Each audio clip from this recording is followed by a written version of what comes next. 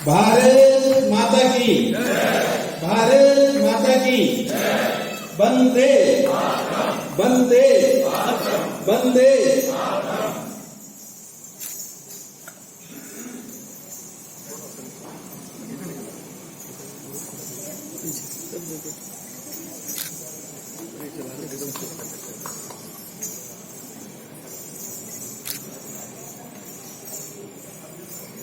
कार्यक्रम की सीक्वेंस में थोड़ा सा हमें चेंज करना पड़ा है।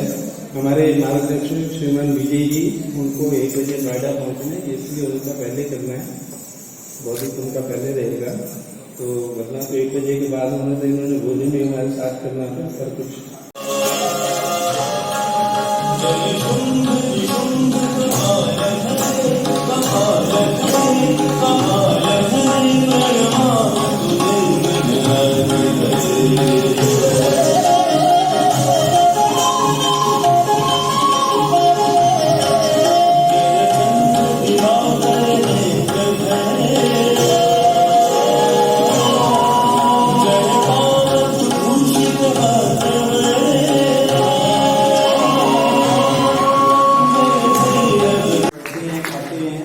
सब हमारे बंधु 50 डिग्री माइनस टेम्परेचर में भी वहाँ रहते हैं हमेशा, और 50 डिग्री गर्मी में भी वहाँ रहते हैं। आप सभी का हार्दिक अभिनंदन एवं स्वागत। मंच के द्वारा निर्देश मिला है कि सम्मानित उपस्थित मान्यगण अतिथिगण का परिचय मैं करना। क्रम में प्रथम परिचय में श्रीमान, अगर नीचे की लाइट मिल जाए तो ठीक रहेगा। श्रीमान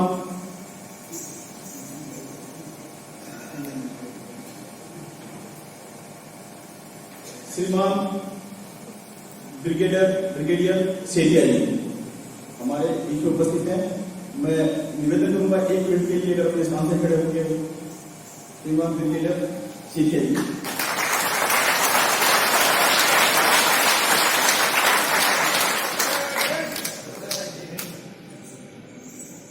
मूल रूप से अबोहर फजरिका पंजाब के रहने वाले पिछले 18 वर्षों से फरीदाबाद में सेवानिवृत्ति के पश्चात आप हैं। आपका प्रारंभिक शिक्षण सैनिक स्कूल चित्तौड़गढ़ 1962, एनडीए में आपका प्रवेश 1966 में हुआ, और इंडियन आर्मी के अंदर में 1969 में एनएसएस से 2004 तक आपने सेवाएं दी हैं। आपके सेवा काल में विशेष 1977 का बाद 1998 का कारगिल की लड़ाई और 1982 में आपने अमेरिका में ट्रेनिंग ली। 31/12/2003 को उल्फ और मुल्टू के 16 आतंकवादियों का आत्मसमर्पण कराया, जो कि इस उत्तरी पूर्व सभ्यता का सबसे बड़ा समर्पण था। 2004 के बाद आपने मानव रचना संस्थान में डीएनए के निदेशक के रूप में अपनी सेवाएं दी हैं। फौज में भी आपने इंजीनियरिंग एवं प्रबंधन की शिक्षा भी दी है। आपका समय से परिचय 9 वर्ष की आयु से ही है, और आप सैनिक की प्रेरणा से ही आपने इंडियन आर्मी ज्वाइन की। दूसरा परिचय एयर मार्शल के.एस. मेहता जी। मैं निवेदन करूंगा अगर अपने स्थान से लिए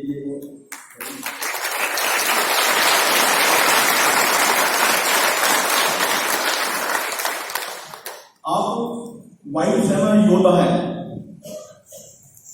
पोस्ट ग्रेजुएट करने के पश्चात बीएचयू में बनारस में आपने 1963 में भारतीय वायुसेना में शामिल हुए थे। इन्होंने 1965 और 1971 के युद्धों में अहम भूमिका निभाई।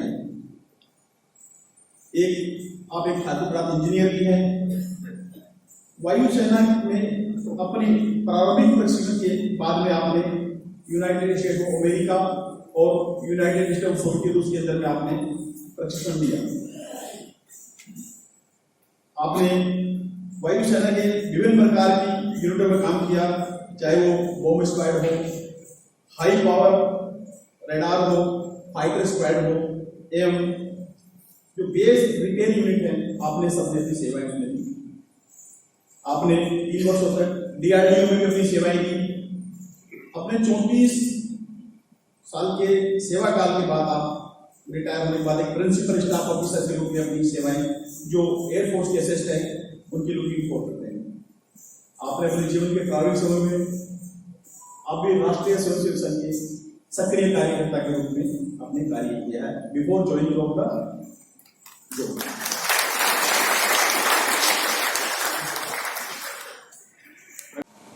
सुंदर जी जिंदल आप उद्योगपति हैं और सामाजिक कार्यकर्ता है। समाज की विभिन्न संस्थाओं में आपका सहयोग रहता है। आप सेक्टर 9 में निवास स्थान है, मूलतः सोनीपत के निवासी है और फरीदाबाद में फास्टनर टूल्स का आपका कारोबार है। अगला परिचय जो संघ का मुख्य परिचय है इनकी तरफ से माननीय विभाग संचालक श्री अरविंद जी सूद। बैंक के वरिष्ठ प्रबंधक के पद से सेवानिवृत्त होने के पश्चात आप होम चिकित्सक है और वर्तमान में अपना पूरा समय संघ कार्य में देते हैं और आप सेक्टर 16 में निवास स्थान है। अगला परिचय जो हमारे सबके प्रेरणा स्रोत भी हैं श्रीमान विजय जी, प्रांत प्रचारक राष्ट्रीय स्वयंसेवक संघ हरियाणा प्रांत। आप मूलतः पानीपत के रहने वाले हैं। अपनी शिक्षा के पश्चात राष्ट्रीय कार्य हेतु आपने राष्ट्रीय स्वयंसेवक संघ ज्वाइन किया और पिछले विगत 25 वर्षों से आप विभिन्न पदों के प्रचारक करते रहते हुए वर्तमान में आप राष्ट्रीय स्वयंसेवक हरियाणा प्रांत के प्रांत प्रचारक हैं। आज श्रीमान विजय जी का ही हमें इस कार्यक्रम के उपलक्ष्य में उद्बोधन मिलने वाला है। धन्यवाद। सन 1925 में शुरू हुआ था और 2025 में हम शताब्दी वर्ष मनाने वाले हैं संघ का। माननीय विजय जी बचपन से संघ से जुड़े हुए हैं।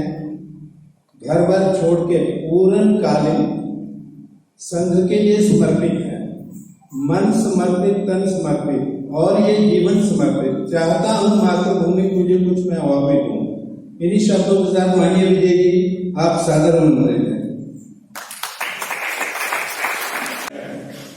जिस प्रकार का कार्यक्रम है उसमें सबकी सांस्कृतिक चेतना बनी रहे, जगी रहे और कार्यक्रम में सम्मिलित रहे, इसलिए एक बार पुनः निवेदन करूंगा, भारत माता की वंदे वंदे। धन्यवाद। आजादी के अमृत महोत्सव के अवसर पर यानी कि 75वें वर्ष में हम सब लोगों के द्वारा संपर्क विभाग राष्ट्रीय स्वयंसेवक संघ के द्वारा ये जो कार्यक्रम आयोजित किया गया है उसमें हमारे अनुरोध पर अतिथि के नाते पधारे ऐसे air vice marshal Shri KS Mehta ji, brigadier SN Scindia ji, उद्योगपति श्री सुंदर जिंदल जी, अन्य वरिष्ठ अतिथिगण, अधिकारीगण, समाज बंधु, आदरणीय मातृशक्ति, इस कार्यक्रम में हिस्सा लेना निश्चित रूप से हम सबके लिए सौभाग्य की बात है। सामान्यतः 15 अगस्त का कार्यक्रम हम सब लोग अपने बचपन से सुनते आए हैं कि स्वतंत्रता का दिन है, तिरंगा फहराया जाएगा, खुशी मनाई जाएगी। लेकिन पिछले कुछ वर्षों से 15 अगस्त के साथ साथ 14 अगस्त का कार्यक्रम भी समाज में प्रचलित हुआ है और पिछले वर्ष तो प्रधानमंत्री श्री नरेंद्र मोदी जी ने इस 14 अगस्त के दिन को ही विभाजन विभीषिका दिवस इस नाते से घोषणा की। तो विजय जी बहुत ज्यादा मार्गदर्शन करेंगे ऐसा शब्द मैंने कई बार सुन लिया, लेकिन ऐसा नहीं है। केवल 2 विषयों पर थोड़ी जानकारी साझा करूंगा। पहला विषय तो स्वतंत्रता क्या है और प्रतंत्रता क्या थी, कैसे हमको किनके बलिदान के परिणाम स्वरूप स्वतंत्रता मिली, थोड़ी इसकी चर्चा करूंगा।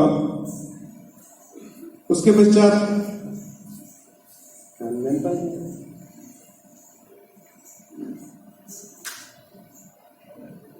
आप आगे आ सकते हैं भाई साहब नैनपाल जी।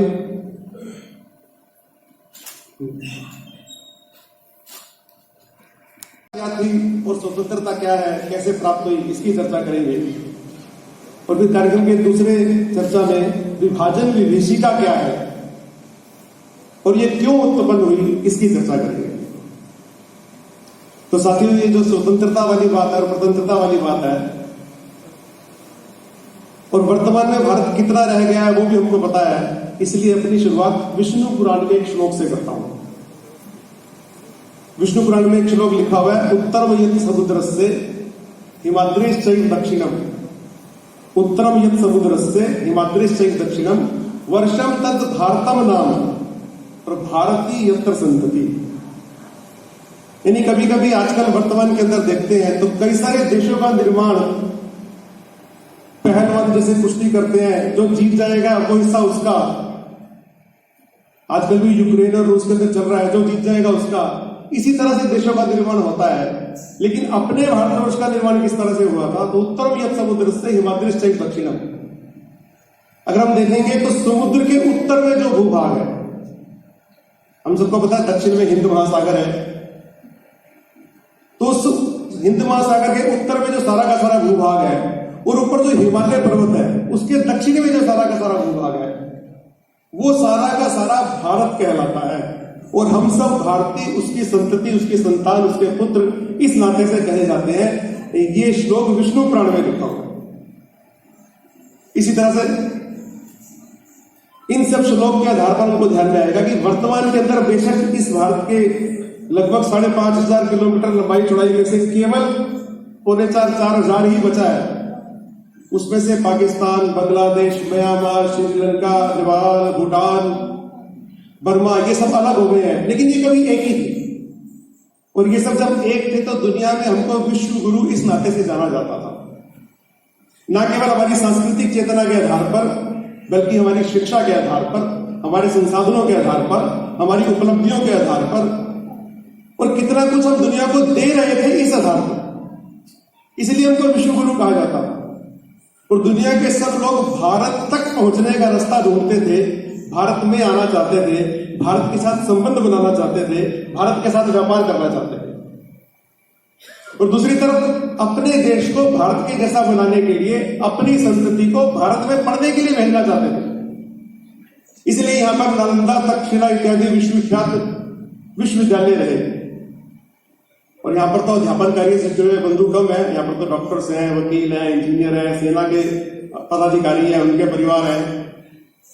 लेकिन अध्यापकों की बैठक में भी कभी कभी मैं चैलेंज कर देता हूं, चुनौती दे देता हूं कि आप सब बताइए कितने विषयों पर मास्टर डिग्री की जा सकती है।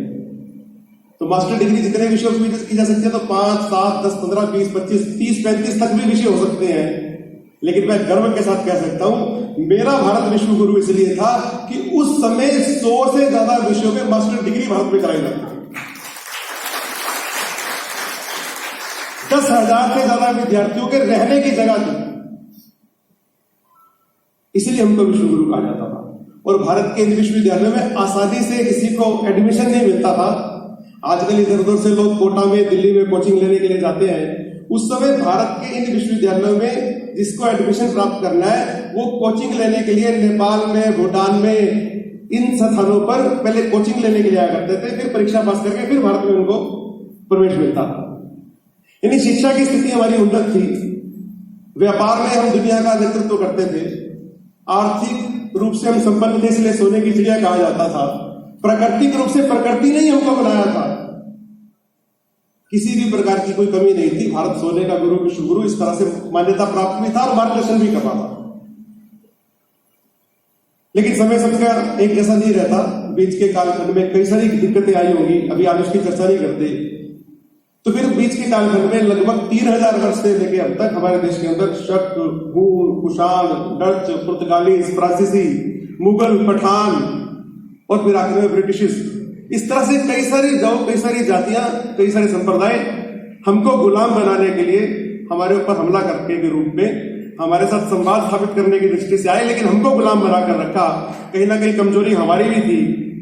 लेकिन उन सब लोगों ने हमारे देश को कितना लूटा खसोटा, इसकी आज हम कल्पना भी नहीं कर सकते।